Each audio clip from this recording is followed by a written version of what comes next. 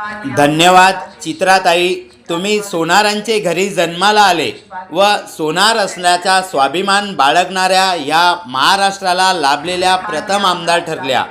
आज संपूर्ण सोनारांना आपल्याबद्दल अभिमान व गर्व वाटत आहे। सोनार समाजाला आपल्या नेतृत्वाने नवीन चैतन्य निर्माण झाले असून पुढून सोनार समाजाच्या उत्थानासाठी आपण जेव्हा जेव्हा हाक द्याल तेव्हा तेव्हा आपल्यासोबत नक्कीच उभा राहील। नागपूर शहरात जीजेशी व सराफा असोसिएशन द्वारा आयोजित कार्यक्रमात आमदार होताच आपण विधान परिषदेत सर्वप्रथम पहिले प्राधान्य सोनार समाजाला देत पहिल्याच अधिवेशनात सोनार समाजाच्या हिताचे प्रश्न ठेवून त्यावर तोडगा काढल्याबद्दल सौ चित्राताई वाघ यांचा भव्य स्वागत सत्काराचा कार्यक्रम आयोजित केलेला होता। या कार्यक्रमाला संपूर्ण राज्यातील 36 जिल्ह्यातून 2000च्या वर सोनार समाज बांधव उपस्थित झाले होते। या सर्व समाज बांधवांना अभिमान वाटावा असा संदेश सोनार समाजाला दिला। सर्वांनी संपूर्ण भाषण अवश्य ऐकावे व आपले मनोगत कमेंट्समध्ये लिहून पाठवावे। धन्यवाद। जय नरहरी। नमस्कार माझ्या सगळ्या ज्ञाती बांधवांनो। मगाशी खंडेलवालजी म्हणत होते की आमच्या इंडस्ट्रीमध्ये काय होतं, आमच्या इंडस्ट्रीमध्ये काय होतं। मलाही हे सांगायचं आहे, माझा जन्म या इंडस्ट्रीचा जो आपण म्हणतो काय म्हणतो त्यांना सोनारची जात आहे, जो पिढीजात आमचा व्यवसाय आहे। 99.9 कॅरेट सोनाराची पोरगी आहे। खंडेलवालजी माझं माहेर पण सोनार आहे आणि माझं सासर पण सोनार आहे आणि आम्ही आमच्या या पिढीजात व्यवसायामधलं स्थित्यंतर आमच्या लहानपणापासून बघत आलो की या व्यवसायामध्ये कसे बदल होत गेले। व्यवसायाचं व्यावसायिकरण तर नक्कीच झालं, त्याचे सामाजिक परिणाम आज सुद्धा सोनार समाज मोठ्या प्रमाणात भोगतोय असं म्हटलं तर ते चुकीचं ठरणार नाही। आज मला खरं तर याचा आनंद आहे की मला राजेश रोकडेजी आणि सगळ्या टीमचं मनापासून कौतुक करायचंय, अभिनंदन करायचंय की 36 जिल्ह्यातले सगळे सोनार जमवून आणायचा चमत्कार यांनी केलाय। All India gems and jewellery domestic council यांच्या माध्यमातून तुम्ही जो हा एक प्रयत्न केलाय आणि तुम्हाला सगळ्यांना आभार आहे की तुम्ही सगळेजण आलात। कारण जिल्ह्यामध्ये जेव्हा समाजाचे कार्यक्रम होतात 1000 लोकांना बोलवतो 100 लोकच येतात। आता ही उदासीनता काय आहे? रोकडेजी तुमची जबाबदारी वाढली की ही उदासीनता काय आहे याच्या मुळाशी आपल्याला जायला हवं। मगाशी भावेंजींनी खूप सांगितलं काय आहे 317, 1 काय आहे, 2 काय आहे, 3 काय आहे, 4 काय आहे, 5 काय आहे, तुमच्यावरती कशा केसेस होऊ शकतात, तुम्हाला त्याच्यातून सुटण्यासाठीचे पण मार्ग त्यांनी सांगितले। पण मला एकच मार्ग कळतो, अशी जर वेळ आपल्या सराफ बाजारमध्ये एखाद्या व्यापाऱ्यावर आली तर सगळ्यात आधी सगळ्यांनी धावत जाऊन त्याची मदत केली पाहिजे, त्याच्यासोबत उभं राहायला पाहिजे। ही सगळ्यात मोठी ताकद आपली ती आहे। माणूस गांगरून जातो, त्याला कळत नाही जेव्हा घरामध्ये पोलीस येतात, आपल्या दुकानामध्ये पोलीस येतात। प्रॉब्लेम काय आहे? IPC 411 लोक मेली, आत्महत्या केल्या, का गेली? पोलिसांनी पकडलं म्हणून नाही, त्यांना ह्युमिलेट केलं गेलं। तर प्रत्येक वेळेला त्याने सोन्याचं चोरीचं सोनं घेतलं अशातला भाग नाही।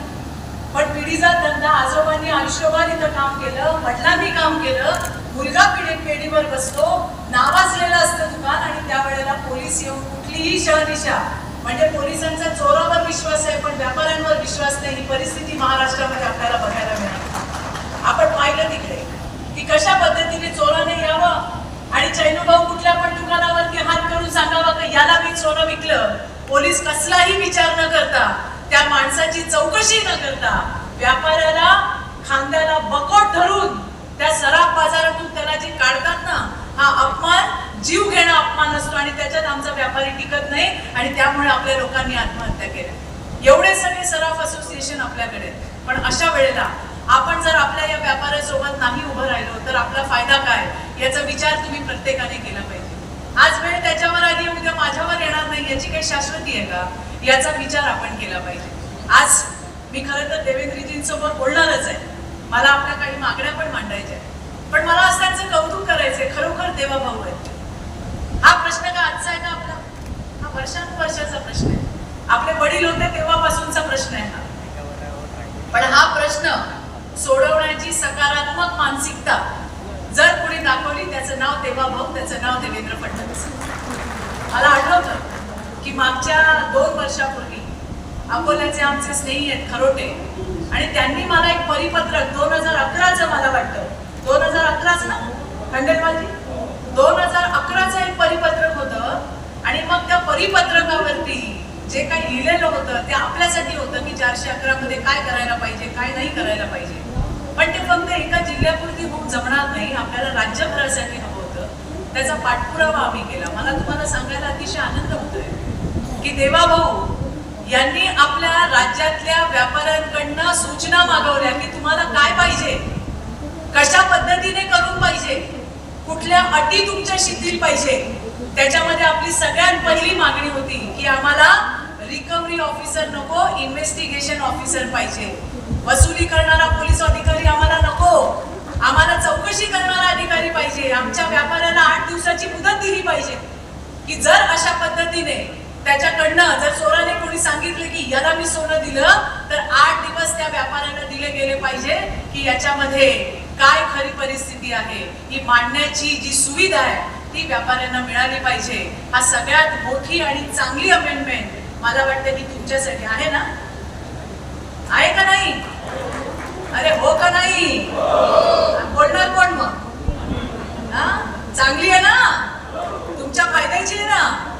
हे अमेंडमेंट देवाभाऊंनी आपल्याला त्या ठिकाणी करून दिली. विजिलन्स कमिटी राज्य स्तरावर पण पाहिजे आणि प्रत्येक जिल्ह्यामध्ये पाहिजे. कारण त्या ठिकाणी जर अशा पद्धतीने एखादी केस आली तर त्या विजिलन्स कमिटीमध्ये आपले व्यावसायिक लोक जे आहेत ती त्या कमिटीमध्ये पाहिजे. एखादी जर अशी केस आली तर त्या वेळेला तात्काळ ही जे आपले व्यापारी जे विजिलन्स कमिटीमध्ये असतील ते त्या ठिकाणी धावून येतील आणि आपल्या सराफाला मदत करतील. अशा पद्धतीचं आपल्या या व्यवसायाला प्रोटेक्ट करण्याचं काम, या व्यवसायाला संरक्षण देण्याचं काम, व्यावसायिकांना संरक्षण देण्याचं काम हे महाराष्ट्र सरकारच्या माध्यमातून त्या ठिकाणी देवेंद्रजींनी केलंय. आता पुढे जाऊन आपल्याला खूप काम आहे. जसं आता खंडेलवालजींनी विषय काढला की जीएसटीचा विषय फार महत्वाचा आहे. B2 जो आहे आणि त्याच्यानंतर 5% आणि नंतर 18% जो जीएसटी भरावा लागतो, हे आपल्याला करावं लागणार आहे. भावांनो, आज तुम्ही सगळे एकत्र आलाय, मला खूप आनंद आहे. आनंद याचा आहे की कुठेतरी आपल्या समाजामध्ये जागृती व्हायला लागली. मी परवा मिरजला गेले होते. मी म्हटलं हे बॉन्डिंग कुठेतरी आपल्याला कमी पडतंय. समोरच्या लोकांचा आपल्याला विश्वास का नाही? जर 1000 लोकांना बोलवतोय तर 100 लोक का येतात? आणि म्हणून मला असं वाटतं की आपण सगळेच, तुम्ही मी, आपण सगळेच आणखीन इनिशिएटिव्ह घेऊया की समाजाचा आपल्यावरती विश्वास असायला हवा की येस, आम्ही तुमच्यासाठी आहोत आणि तुमच्यासाठी काम करू. ही ज्या वेळेला एक आपल्या दोघांचा प्रयत्न मिळून हा विश्वास वाढीला लागेल, त्यावेळेला खऱ्या अर्थाने सोना टिकूका मेळावा आपण जे म्हणतो त्या पद्धतीने ते पूर्ण होईल. आपल्याला माहिती आहे कुंभाराची कामं कुंभार लोक करतात, सुताराची कामं सुतार लोक करतात, बरोबर ना? लोहाराची कामं लोहार करतात. पण एकमेव आमचा समाज असा आहे. आमचं स्वागत आहे तुमच्या सगळ्यांचं, पण मला आज बोललं पाहिजे की आज सोनार समाज एकमेव असा आहे की तिथं फक्त सोनारानेच काम केलं पाहिजे असं नाहीये. ज्याच्याकडे भांडवल आहे तो आज सोनार आहे. आणि तुम्हाला सगळ्यांचं स्वागत आहे. जेवढे आले, जेवढे व्यावसायिक आहेत, सगळ्यांचं स्वागत आहे. आमचं इतकंच म्हणणं आहे की ज्या वेळेला एक मोठा सेटअप हा त्या शहरांमध्ये जातो, त्यावेळेला तुम्ही तुमचा सगळा सेटअप तिकडे घेऊन येतात. मला कळकळून सगळ्या व्यावसायिकांना सांगायचं आहे की ज्या ठिकाणी, ज्या शहरात तुम्ही जाता त्या शहरामधले जे स्किल वर्कर आहेत, जे तिकडचे कारागीर आहेत, त्यांना तुम्ही जर तिथे अकोमोडेट करून घेतलं तर त्यांचाही रोजगाराचा प्रश्न सुटेल आणि प्रत्येक जिल्ह्यामध्ये त्या ठिकाणच्या सुवर्णकाराला काम मिळेल. खंडेलवालजी, मी लहान होते, माझी आजी आणि आई मला नेहमी म्हणायची किंवा आमच्या जातीत एक सर्रास असं म्हटलं जातं की जोडवे ठोकणाऱ्याला पोरगी दिली तरी पोरगी उपाशी राहणार नाही. पण आज उलट झालंय. आज उलट झालंय. आज कारागिरांना पोरी मिळतात का? मिळतात का? आणि सराफाला पोरी मिळत नाही. ही परिस्थिती आहे. त्यामुळे ही सामाजिक परिस्थिती बदलवण्याचं काम सुद्धा तुम्हाला आणि मला आपल्याला सगळ्यांना करायचंय. आज देवेंद्रजी या ठिकाणी येणार आहेत. मनापासूनचा मला आनंद आहे की सगळ्या सोनारांनी मिळून येऊन देवाभाऊंचा सत्कार करावा. राजेशजी कुठे गेले? असं गेले 2 वर्ष चालले. एकदा असं ठरलं की 100 व्यापारी राज्यातून येतील आणि मंत्रालयामध्ये देवाभाऊंचा सत्कार करतील. पण नियतीला पण हे मान्य होतं की देवाभाऊ ज्यांनी आपल्या समाजाचं सोन्याच्या लोकांचं काम सोन्यासारख्या माणसाने केलेल्या देवाभाऊचा सत्कार तेव्हाच व्हावा जेव्हा ते या राज्याचे मुख्यमंत्री होतील. आणि आज बघा तो दिवस आला आणि आजच्या या सोन्याच्या सुवर्ण अक्षरात लिहिला जाईल असा हा दिवस आहे की पहिल्यांदा राज्याच्या प्रमुखाने आपल्या या व्यवसायामध्ये योगदान दिले, आपल्या या व्यवसायामध्ये लक्ष घातले. हा व्यवसाय कसा वाढावा, कसा फुलावा, कसा फळावा याच्यासाठी ते प्रयत्न करतात. आणि म्हणून all India gem and jewellery domestic आज राज्याचे सन्माननीय आणि आपल्या समाजाकडून होतोय. बंधूंनो, आपल्या खूप साऱ्या मागण्या अजून सुद्धा आहेत. याच्या बाहेर क्लस्टरची मागणी आहे. आता राजेशजी मला म्हणले की आम्ही नागपूरमध्ये चालू करतोय, पण माझं पुढे जाऊन म्हणणं आहे प्रत्येक रिजन मध्ये चालू व्हावं. प्रत्येक जिल्ह्याची आपली इच्छा आहे, पण जैनुभाऊ माहिती नाही होईल की नाही होईल.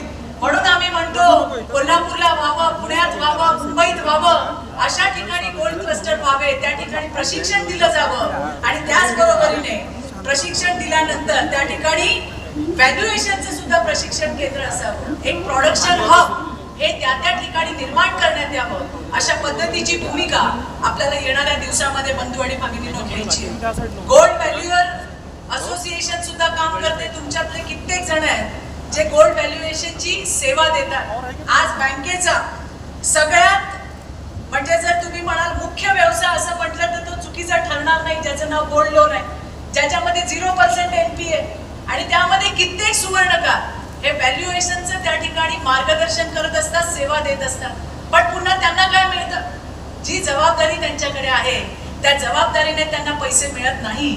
आणि म्हणून आपली ही सुद्धा मागणी आहे की त्या ठिकाणी केंद्र सरकारचा जो वेल्थ टॅक्स स्लॅब आहे त्या अनुसार राज्यामधले सुद्धा जे व्हॅल्युएशनचे आपले व्हॅल्युएशन करणारे सोनार बांधव आहेत त्यांना त्या वेल्थ टॅक्स स्लॅब नुसार व्हॅल्युएशनचे चार्जेस देण्यात यावे, ज्यामुळे त्यांना सुद्धा मोठ्या प्रमाणामध्ये दिलासा मिळू शकेल. आणि बंधू भगिनींनो, त्याचबरोबरीने हा समाज म्हणजे आज आपण जी मुंबई बघतोय, वेगवान मुंबई, या मुंबईचं वेगवान मुंबई बनवण्यासाठी श्रेय जर कोणाला जात आहे तर ते सुद्धा आपल्या समाजाला जात आहे. कारण आपल्या समाजाचे भूषण, आपला अभिमान नाना शंकरशे हे सुवर्णकार समाजामध्ये येतात आणि उद्या त्यांची 222वी जयंती आहे.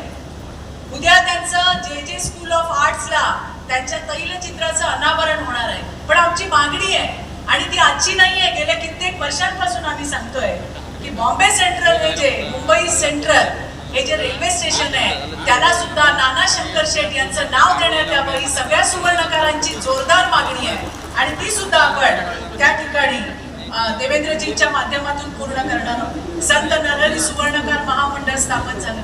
कधी वाटलं नव्हतं आमच्याही समाजाला कधी, आपल्या समाजाला कधी महामंडळ मिळेल, पण ते महामंडळ स्थापन झालंय. ते महामंडळ स्थापन झाल्यानंतर ते लवकरात लवकर कार्यान्वित होणं गरजेचं आहे. त्याच्यासाठी सुद्धा आपल्याला येणाऱ्या दिवसात प्रयत्न करायचे आहेत. विश्वकर्मा योजना जी मोदी सरकारने दिली आहे, ज्यामध्ये दिवसाला 500 रुपये आपल्याला मिळतात ट्रेनिंगचे. 15 दिवस 20 दिवसाचा कोर्स आहे. जे काम आपण करतोय त्याचं साहित्य आपल्याला मोफत दिलं जातं. अशा पद्धतीच्या विविध योजना या आपल्या समाजासाठी आहेत. मला वाटतं त्याचाही प्रचार आणि प्रसार होणं अतिशय गरजेचं आहे. बघा, आम्ही येतो, आम्ही बोलतो, ही कळकळ आहे की आपल्या समाजासाठी आपला समाज पुढे गेला पाहिजे, आपले समाज बांधव पुढे गेले पाहिजे. या कळकळीने आम्ही त्या ठिकाणी काम करतोय. परंतु इथे फक्त स्टेजवरती जे आहे तेच जाऊन जमणार नाहीये. आम्ही जर 4 पावलं चाललो तर पुढचे 40 पावलं आम्हाला तुमच्याकडनं अपेक्षा आहे. चालाल ना? झोपले का काय? चालाल का नाही? 4 पावलं आम्ही चाललो तर 40 पावलं तुम्ही चालाल ना? जेव्हा आपण एकत्र हातात हात घालून चालू ना बंधूंनो, त्यावेळेला आपली कुठली मागणी मान्य होणार नाही असं कदापि होणार नाही. हे माझं वाक्य तुम्ही लक्षात ठेवा. आपली जी ताकद आहे ही ताकद आपल्याला एकत्र आणायची. मी मागेही म्हटलं होतं की एकदा राजेशजी मी पुन्हा म्हणणार आहे देवेंद्रजी आल्यावर, कारण त्यांनाही कळायला हवं. चैनू भाऊ, महाराष्ट्राच्या एका मोठ्या नेत्याने मला विचारलं होतं, चित्रा तुझी कुठल्या समाजातून तू येते. मला 2 मिनिटं प्रश्न पडला की मी काय उत्तर देऊ. त्यावेळेला मी त्यांना सांगितलं होतं, मी त्या समाजातून येते साहेब की आम्ही कान टोचल्याशिवाय तुम्हाला कोण हिंदू म्हणणार नाही. त्या सोनार समाजातून मी येते. आणि म्हणून मी तुम्हाला सांगते, काम आणि व्यवसायानिमित्त आपण वेगळ्या वेगळ्या ठिकाणी विखुरलं गेलं, पण हे काम आपलं आहे. आज तुमच्यापैकी अशी कित्येक लोकांची मुलं, मला सांगा तुम्ही, की कुणाला वाटतं माझ्या मुलाने पण सराफी करावी, माझ्या मुलाने पण कारागिरी करावी. परिस्थिती तशी राहिलेली नाहीये. या परिस्थितीसाठी झुंजायचं असेल तर 4 हात करावे लागतील. आणि आता आपण मागण्या मागतोय, आपण बोलतोय.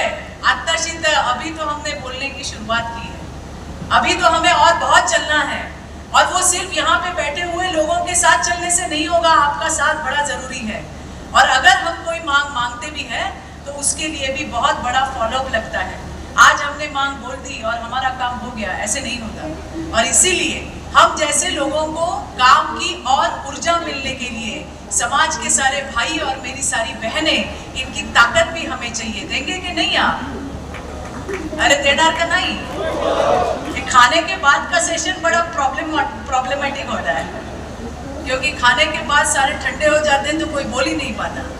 आपल्यासाठी सेशन आहे हे. खूप मनापासून आनंद झाला. वेगळ्या वेगळ्या ठिकाणी आम्ही छोट्या जिथे बोलवतील तिथे जातो. आम्हाला जे वाटतं ते आम्ही बोलत असतो. पण आज पहिल्यांदा खऱ्या अर्थाने सोनार तितुका मेळावा असा मला इथे दिसतोय की 36 जिल्ह्यातले व्यापारी या ठिकाणी आलेले आहेत. आज देवेंद्रजींना ऐकणार आहेत. आज आपली लोक ही सगळी जी बसलेली आहेत हे त्या विषयातली तज्ञ लोक आहेत. ये सारे मास्टर बैठे हैं. आपने अभी देखा कि भावेन जी ने हमें बहुत अच्छी तरह से समझाया. राजेश जी को भी मैंने कहा है कि जो आज आप पुस्तक का अनावरण करने वाले हो देवा बाबू के हाथ से, उसको आप मराठी में बनाइए, आप उसको हिंदी में बनाइए, ताकि मेरे हर भाई को ये क्या है, क्या लिखा है, ये समझना बड़ा जरूरी है. अरे लोगों को ऐसे लगता है आप कौन है, आप सुना रहे हैं. तो भाविन भाई, ऐसे लोगों को लगता है आपको क्या तकलीफ है. ऐसे लगता है जैसे हमारे घर में सोने और चांदी की सारी विटाच भरून ठेवलेल्या आहेत, जायचं आणि काढायचंच आहे. तो ऐसा नहीं है. हमारी बहुत सारी तकलीफें हैं. और पहली बार एडवांटेज विदर्भ जैसा एक बहुत बड़ा प्लेटफॉर्म हमें मिला है जहां पे हम अपनी बात रख सकते हैं. भाइयों और बहनों, मुझे बस इतना ही कहना है. आने वाले थोड़े ही देर में हमारे सबके चहेते मुख्यमंत्री देवेंद्र जी, देवा भाऊ यहाँ पे आने वाले हैं. हम हमारी मांगे जरूर रखेंगे, लेकिन आपको मैं फिर से एक बात कहती हूँ कि हम काम करेंगे, साथ में मिलके करेंगे, लेकिन हम तभी कामयाब होंगे जब हम साथ में हाथ डाल के चलेंगे. ये समाज प्रगति की ओर जाने के लिए हम होंगे कामयाब, हम होंगे कामयाब, हम होंगे कामयाब एक दिन. लेकिन हम तभी कामयाब हो पाएंगे जब हम सब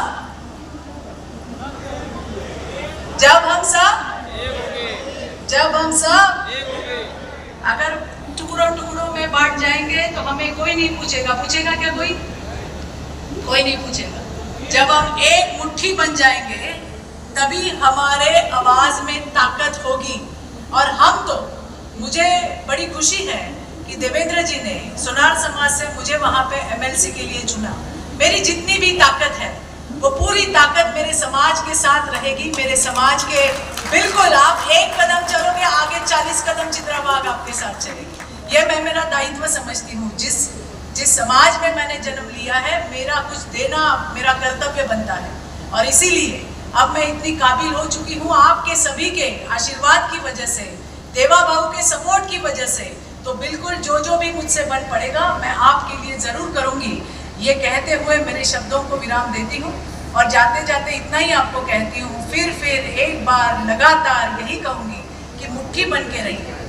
अगर ऐसे अलग अलग रह गए तो तोड़ने में बिल्कुल भी देर नहीं लगेगी. हम जिस मोड़ से जा रहे हैं ये मोड़ काफी खतरनाक मोड़ है.